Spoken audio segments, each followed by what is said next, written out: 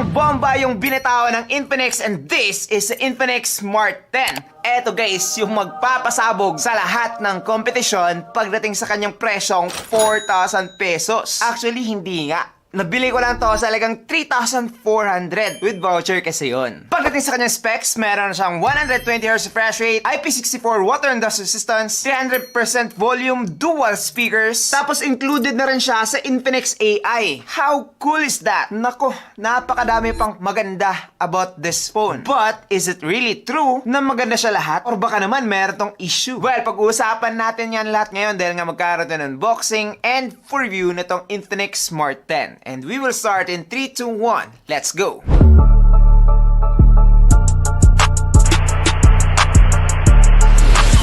Yo, what's up guys? I'm JP and this is JDin TV. Na kung bago pa lang dito, well, definitely subscribe now. Madami pa tayong upcoming videos ng mga sulit smartphone katulad na lamang nito. Now, balik naman tayo dito kay Infinix Smart 10. Kung makikita nyo naman, pangalan niya, and yung kanyang larawan. Yung kinuha natin guys is color black. Meron ka pa iba't ibang color actually, like titanium silver, iris blue, and twilight gold. Pero yes, once you go black, you never go back. Na, tingnan naman natin yung loob nito.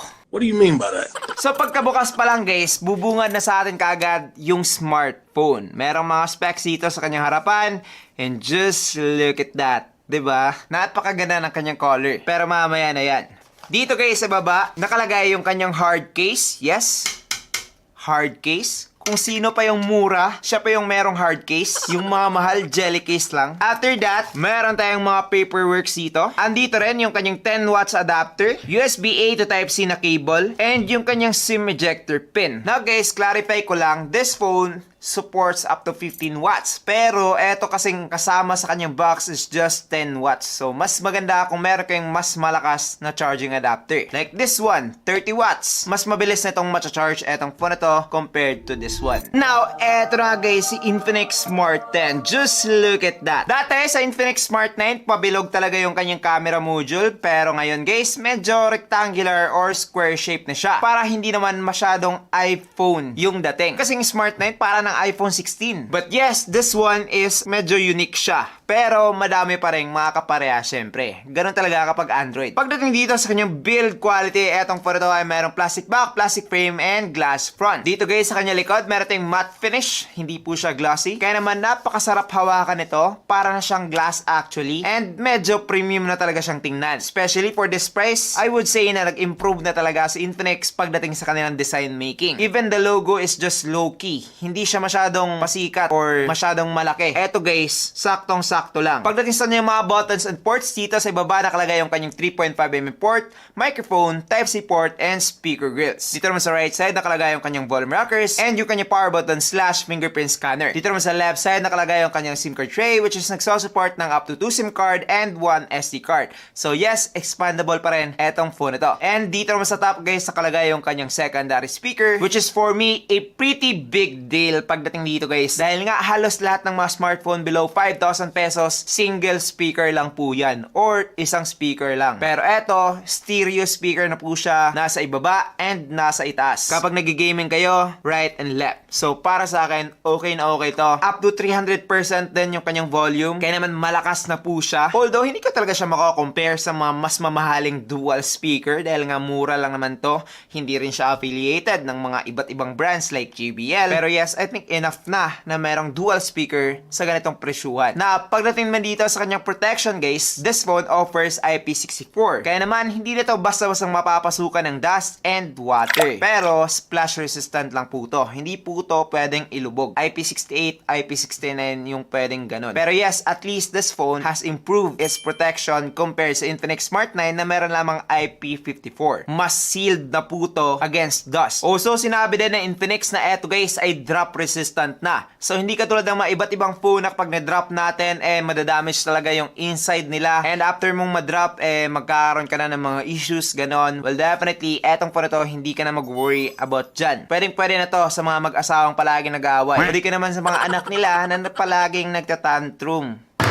Drop resistant na to up to 1.5 meters. Huwag mo lang higitan and huwag mo na lang din idadrop ng sadya. Baka kasi masira, edi kasalanan mo pa. Now, let's talk about the display of this phone. Oops, hindi masyadong bright kasi half lang yung brightness nun. Yan. This phone has 6.67-inch IPS LCD display with 720p HD Plus resolution, up to 700 nits na brightness, and 120Hz refresh rate. Kaya naman guys, kahit na anong scroll natin dyan, mabilis po yan. Hindi yan madedelay, hindi yan maglalag, or in short, napaka-buttery smooth ng ating pag-e-scroll with this one. Now, don't get me wrong guys, pero hindi na ako na-surprise dito dahil nga marami ng ibang brand yung nag-offer ng ganito. Pero, kadalasan sa kanila, hindi pa punch hole display. Unlike this phone na meron ng punch hole display, tapos yung kanyang navigation, hindi na yung 3 buttons dito. Therefore, mas malapad na yung makikita natin na display with this phone. Yung iba kasi at this price point guys, wala tayong option pagdating sa kanyang navigation. Yung 3 buttons lang talaga and palagi yung nag-a-appear dito sa bottom part and nakakabawas talaga yon ng overall display. And also, kung manonood ka naman ng mga videos or kung ano mang pinapanood mo, well, high quality na rin yung makukuha mo dito. Tapos again, with the 700 nits of brightness, perfect na to sa mga nagbabudget na mga delivery rider natin dyan. Makikita nyo na yung display niya even outdoors. So for me, as of now, I would say na this is the best phone that you can get sa halagang 4,000 pesos pagdating sa display. Now, of course, one of the most important part pagdating sa smartphone is yung kanilang processor. Dahil nga, aanhin mo naman yung 120Hz refresh rate kung maglalag din dahil nga mahina yung processor, di ba? Well, pagdating dito sa phone ito, okay na siya. It has Unisoc T7-250 with octa-core CPU up to 1.8 GHz and Mali G57 MP1 naman pagdating sa kanyang GPU. Tinest ko rin to dito guys sa Antutu benchmark and nakakuha na siya ng 274,000. Kapag daily driver ka lang or gusto mo tong i-gift sa inyong mga magulang or sa mga mas bata ninyong kapatid, well, definitely perfect na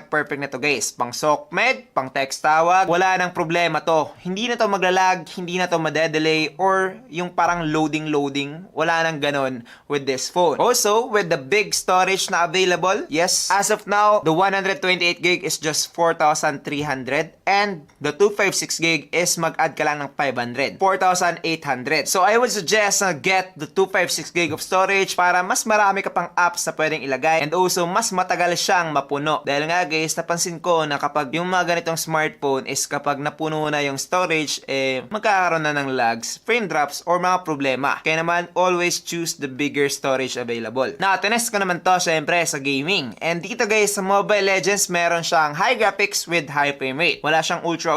Siguro nagbago na sa Mobile Legends, pero dati kasi ganitong processor, meron ng ultra. And as you can see, smooth pa rin naman siya. Nagdedepende lang talaga sa Wi-Fi, which is 5G Wi-Fi na ako dito. And nakaka-connect na etong Infinix Smart 10. Smooth na to pagdating dito kahit anong clash or maraming nagaganap dito sa Mobile Legends, okay na okay pa rin naman siya. And also, dito naman sa Call of Duty guys, tenants ko rin to. Meron siyang medium graphics with medium frame rate and as you can see, smooth pa rin naman siya. Playable na yung Call of Duty with this phone. Although, para sa akin, hindi ko siya ma-recommend pang matagalan. Pang casual gaming lang to guys sa Call of Duty. Medyo mas intensive graphics na kasi yung Call of Duty compared sa Mobile Legends. Pero yes, recommended ko na to para sa mga hindi talaga naghahangad ng mala esports na gaming. Kumbaga, naglaro lang for fun. Okay na to actually para sa kanyang presyo. Nako po, wala na akong hanapin dito sa kanyang performance guys. Napaka-smooth na, maganda na siya. Kayang-kaya nyo nang gawin kung ano mang yung mga task na ginagawa natin araw-araw. Except na lang doon sa mga special. Like yung mga video editor, mga ganon, hindi na yun kaya. Pero yung mga taong normal lang or wala namang masyadong special na ginagawa na kailangan talaga ng magandang processor, well, definitely okay na etong Infinix Smart 10. Now, let's talk about the battery. So, eto guys, meron ng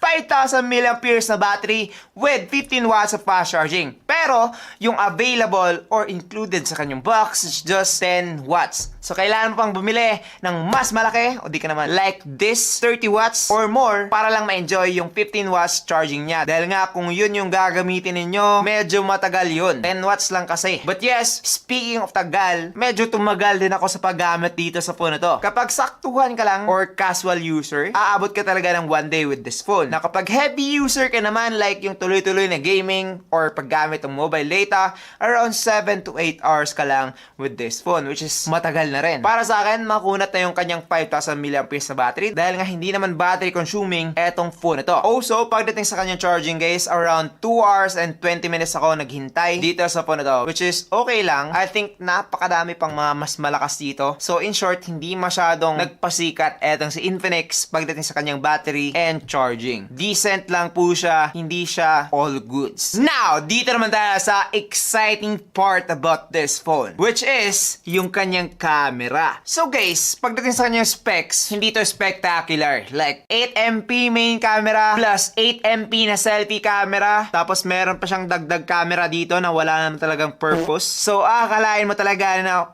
pangit lang yan. Tapos mura. Wala talagang mag-expect ng maganda about this phone. Pero guys, nung tinesting ko siya, pagka-picture ko pa lang, okay na kaagad. Napaka-natural, napaka-sharp, and akala ko talaga, oops, chamba. Baka hindi na maulit. Pero as you can see, napaka-consistent ng kanyang result. Halos parehas lang palagi. Maganda, sharp, and natural. And yun yung tatlong gusto ko about sa camera niya. Bihirang-bihira lang itong mangyari sa ganito kamurang smartphone, guys. Meron pang mga 50MP, 32MP na mas pangit pa yung result compared to this one. Kaya naman, kung gusto niyo yung camera, well, definitely, trust me, maganda yung camera nitong Infinix Smart 10. Mababa lang yung specs, pero maganda in person. So kung ayaw nyo namang maniwala, pumunta kayo sa mga physical stores, try ninyo, check ninyo mabuti kung okay ba. Pero yes, based dito sa aking testing, okay na talaga to pang photography. Ngayon, pagdating mo dito sa kanyang video guys, makakakuha siya ng up to 2K at 30fps, both main camera and selfie camera. Sadly, wala siyang option for 60fps. Now, I think medyo sumusobra naman tayo doon. Makontento na siguro tayo dito sa 2K at 30fps. And ngayon, try natin.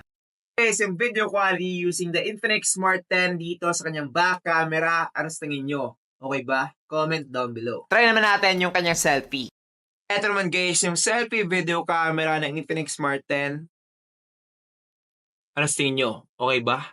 Comment down below. Now, based sa aking nakikita dito guys, okay na yung kanyang result. Ganun pa rin. Yung color ko is kuhang-kuha. Medyo sharp na rin siya. Although, medyo kukulangin kung tutuusin lang dahil nga 8MP lang to. Pero yung saturation, color production is kuhang-kuha na talaga. Also guys, pagdating sa volume naman, okay na rin siya. Malakas na and klarong-klaro yung mga sinasabi natin. So overall, pagdating dito sa camera nitong phone na to, na-impress talaga ako dito. Like, gumawa pa ako ng TikTok pagkatapos kong matest dahil nga sobrang ganda niya. Hindi kasi ako nag-expect na ganito siya dahil nga 8MP tapos 4,000 pesos lang, di ba? Walang normal na tao yung bibili ng camera phone na 8MP lang tapos mura pa. Pero kung nakita nyo yung video na to, well, I guess, alam nyo na. Thanks to me. Hindi, wow. Overall, recommended ko ba etong si Infinix Smart 10? Well, definitely yes na yes. Dahil nga guys, wala pang 5,000 pesos, meron ka ng 256 gig na storage, malakas na dual speaker, magandang camera, and okay na rin na processor. Well, definitely, recommended ko na talaga to para sa inyo. So, sa mga Infinix fans dyan, I think you want this. Pero of course, meron pa tayong paparating ng mga other phones dito sa presyong to. So, titingnan natin kung makakompare ba natin or kung panalong-panalo na ba to. Mag-subscribe lang kayo in order to know. So, I think that's pretty much it for this video. I hope na nag-enjoy kayo and I hope na natulungan ko kayong bumili ng isang smartphone. So, that's it. I'm JP and this is JTin TV. Thank you for watching and God bless. Bye-bye.